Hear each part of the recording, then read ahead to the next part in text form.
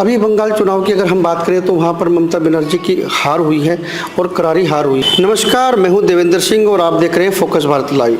कोई भी व्यक्ति अंदाज़ा नहीं लगा रहा था कि बंगाल में बीजेपी की सरकार आ जाएगी। तो हमारे बीच में वरिष्ठ नागरिक हैं, बाबूजी हैं हमारे, और इनसे बात करते हैं कि बंगाल में तो इसका असर पड़ेगा ही पड़ेगा, पूरे भारत में भी इसका असर क्या पड़ने वाला है, उस मैटर पर, उस मुद्दे पर बात करेंगे। जी सर, अपना नाम बताइए। लक्ष्मणदास कश्यप, पूर्व जिला उपाध्यक्ष भारतीय जनता पार्टी सहारनपुर। जी सर, मेरा सवाल आपसे यही है कि कहने को तो बीजेपी की जीत हुई है बंगाल में, लेकिन जिस तरह से बीजेपी काम कर रही है और मतलब वो जिस तरह से उसका जीतने का जो पैटर्न है, तो ये जो और तरह की आइडियोलॉजी है, तो उस बंगाल में उसका क्या असर पड़ेगा और पूरे भारत में उसका कैसे असर पड़ेगा, उसको बताइए थोड़ा सा। देखिए, हमारी पार्टी के अंदर जो है पारिवारिक तो नहीं है। यहाँ पर जो है हम अपने संविधान के तरीके से चलते हैं और एक साथ हमारा ये भी रहता है कि जो भी हमारा बूथ अध्यक्ष है, वो बूथ अध्यक्ष जो है एक बहुत ही यानी अहम सीढ़ी समझो, ऊपर चलता रहता है, चढ़ता रहता है, फिर वो बड़े से बड़े पद पर चला जाता है। एक अहम भूमिका रहती है चुनाव के अंदर हमारे जो है बूथ अध्यक्षों की। और ये जो चुनाव हुआ है, इसके लिए हम मेरा दिल से पूरा ही हार्ट से चाह रहा था, मैं दिल भी कह रहा था कि हमारी जो जीत है वहाँ हर हालत में होगी। इसका संदेश जा रहा है कि ममता बनर्जी जो है, इन्होंने बहुत जांचता करी हैं और आज 15 साल के बाद ये जो है हमारा इनसे पिंडा छूटा है। और मैं समझता हूँ कि आज वहाँ बंगाल के अंदर इतना हमारी सामाजिक हिंदू समाज और सभी बहुत खुश हैं कि आज जो है ममता बनर्जी घर वापसी हो गई है और भारतीय जनता पार्टी की सरकार बनी है। तो जिस तरह से जीत का जश्न बंगाल के लोग मना रहे हैं, तो आपको भी लगता है कि यहाँ सहारनपुर के लोग भी उसी उत्साह के साथ जीत का जश्न मना रहे होंगे, या ओपनली मनाएंगे, सड़कों पर जाके मनाएंगे, या आंतरिक तौर पर मनाएंगे, उसका क्या? देखिए, इस जीत से तो पूरे भारत के अंदर जो है जश्न मनाया जा रहा है। हर डिस्ट्रिक्ट में पार्टी के लोग हर जगह बड़े हर्ष उल्लास के साथ इस बात को चाह रहे हैं कि हमारे जो आदरणीय मोदी जी हैं और शाह जी हैं, इन्होंने इतनी मेहनत की है। हमारे योगी जी ने भी, जो हमारे मुख्यमंत्री हैं, इन्होंने जा कर के वहाँ काम किया है, भाषण दिए हैं और अच्छी अच्छी मीटिंग्स की हैं। और ये संदेश इनके जीतने का, इनके देश में इन्होंने अपने लिए कुछ नहीं, ये सिर्फ देश की सेवा के लिए ही पैदा हुए हैं। मैं समझता हूँ एक भगवान के रूप में काम कर रहे हैं और आगे भी यही करते रहेंगे। अपना आप के लिए कुछ नहीं है, ये देश के लिए समर्पित हैं और देश को आगे बढ़ाने और विकास कार्य करने के लिए इन्होंने अपना योगदान दिया है। अगर बंगाल में ममता बनर्जी की सरकार वापस आ जाती, तो ये जो कांग्रेस है, समाजवादी पार्टी है, तो ये इनकी स्थिति कुछ और होती।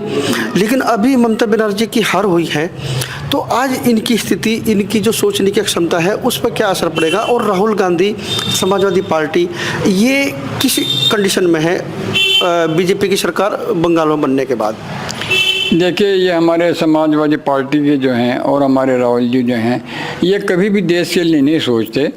ये तो चाहते हैं कि एक छत्र राज जैसा हमारा था उस समय की तरह ये चाहते हैं और ये हमेशा विरोध करते रहेंगे। बंगाल में जो ये परिवर्तन हुआ है, इससे उनका क्या फ़ायदा हो सकता है आपके नज़रिए से, और क्या नुकसान हो सकता है?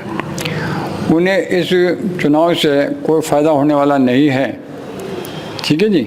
और जो है आगे भी इन्हें जो है इस चुनाव से इन्हें बहुत एलर्जी है कि ये भाई जो है बढ़ते जा रहे हैं और हम लोग कहीं भी नहीं हैं। तो इसलिए मैं समझता हूँ कि बंगाल में जो भी हुआ है, ये हमारे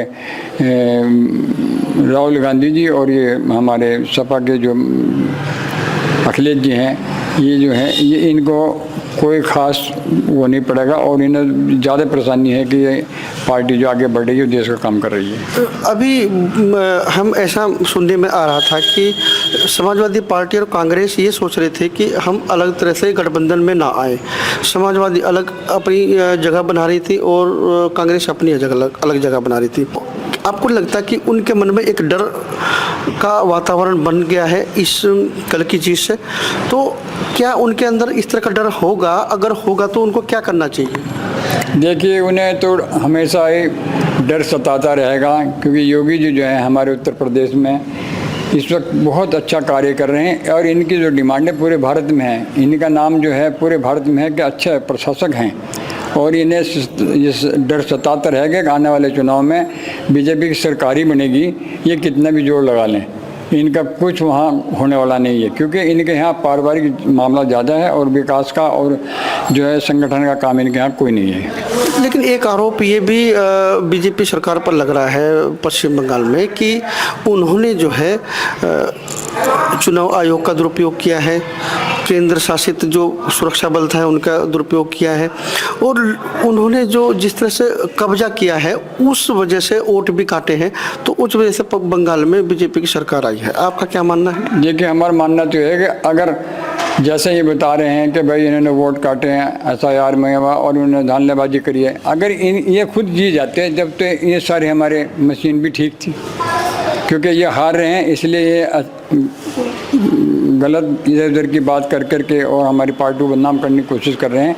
और जहाँ तक चुनाव आयोग का सवाल है, ये निष्पक्ष कार्य कराते हैं, इन्हें किसी पार्टी से कोई वो संबंध होता है। लोगों का मानना यह भी है कि अगली बार जो पंजाब के चुनाव होने वाले हैं, पंजाब के चुनाव में जो है बीजेपी उसी पैटर्न से जिस पैटर्न से इन्होंने बंगाल में जीत हासिल की है, वहाँ पर भी पंजाब में भी सरकार बनाने की पूरी कोशिश करी जाएगी। उस पर क्या कहेंगे आप? हमारा मानना यह है कि जो बंगाल में जो जीत हुई है उसकी लहर को देखते हुए अब कहीं भी वोट का जो मामला है और ये हमारी जो चुनाव का मामला है उसमें हमारी पार्टी आगे बढ़ेगी और हर जगह हर स्टेट में जीत पाएगी। पंजाब में भी हमारी सरकार बनेगी। तमिलनाडु में जिस तरह से विजय थलापति की पार्टी या साल भर पुरानी पार्टी यहाँ से वहाँ तक पहुँच जाएगी, किसी को अंदाज़ा नहीं था। तो आपको क्या लगता है कि इस तरह के पैटर्न भी काम आ रहे हैं? देखिए, ये पैटर्न तो इसलिए आ रहे हैं कि इन्होंने देख लिया है कि हमारा सबसे बड़ा तो मुद्दा रहा कि आरक्षण हमारी जो महिलाएं को इन्होंने वो किया है, विरोध किया है, सबसे ज़्यादा तो रोष ज़्यादा इसमें है, लोगों में भी है और हमारी बहन महिलाओं में भी है। इस वजह से ये बढ़ चढ़ कर के हिस्सा ले रहे हैं कि देख रहे हैं कि ये हर काम के अंदर अपने जो है अड़ंगा लगाते हैं कि ये आगे ना बढ़े हैं। तो आपको लगता है कि आने वाले समय में समाजवादी पार्टी, कांग्रेस, आज़ाद समाज पार्टी, बहुजन समाज पार्टी की दिक्कतें बढ़ने वाली हैं? बिल्कुल अवश्य बढ़ेंगी। सबसे बड़ा अड़ंगा जो है ना ये लगाया इन्होंने महिला वाला 33% का, इन्हें ये तय चुनाव के अंदर नुकसान देगा हमेशा के लिए। क्या आम आदमी को ये लगता है, आम वोटर को ये लगता है या आम वोटर ये सोचता है कि क्या अगर समाजवादी पार्टी, कांग्रेस, बहुजन समाज पार्टी या फिर वो आज़ाद समाज पार्टी इकट्ठे हो जाएं तो मुकाबला कर पाएंगे? अगर वो इकट्ठे नहीं हुए, ये अलग अलग लड़े, तो ये मुकाबला नहीं कर पाएंगे। आम आदमी ऐसा सोचता है?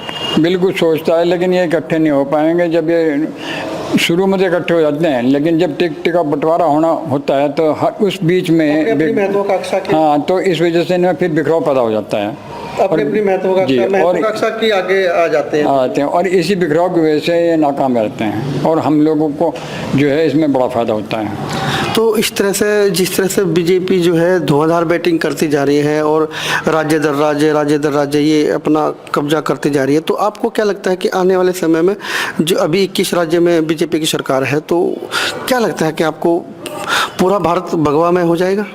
पूरा भारत भगवा होना है, ये तो भविष्यवाणी है कि एक दिन जो है थोड़ा सा हिस्सा जो हमारा बचा है कुछ 2-4 स्टेटों का, इसमें सब में जो है ना ये लहर जी काम करेगी क्योंकि जैसे कभी नेहरू जी के ज़माने में कांग्रेस की लहर चली थी, कोई नहीं था सामने, ऐसे ही अब दोबारा समय बदला है तो भारत बीजेपी की लहर चल रही है और वो पूरे भारत में जो है लाल भगवा फहराएगा। तो ये थे वरिष्ठ नागरिक, और ये हमने इनसे क्यों बात की है? हमने इनसे इसलिए बात की है कि बंगाल चुनाव का असर वाकई पूरे देश भर में हुआ है। अगर ये बंगाल चुनाव ममता बनर्जी जीत जाती तो आज इसके बारे में अलग राय बन रही होती, लेकिन आज वहाँ पर बीजेपी जीती है तो इसके बारे में अलग राय, अलग माहौल बन चुका है। और ये पैटर्न जो बंगाल में अपनाया है बीजेपी ने, लोगों को ये डर है कि अदर पार्टी को ये डर है कि ये पैटर्न अगर यहाँ यूपी में भी चला गया, पंजाब में भी चला गया, तो अगली बार भी यूपी में और पंजाब में भी बीजेपी की सरकार हो सकती है। आपकी इस बारे में क्या राय है? कमेंट बॉक्स में ज़रूर अपनी राय ज़रूर दें और हमारे चैनल को सब्सक्राइब जरूर करिए। मिलते हैं अगली वीडियो में। नमस्कार।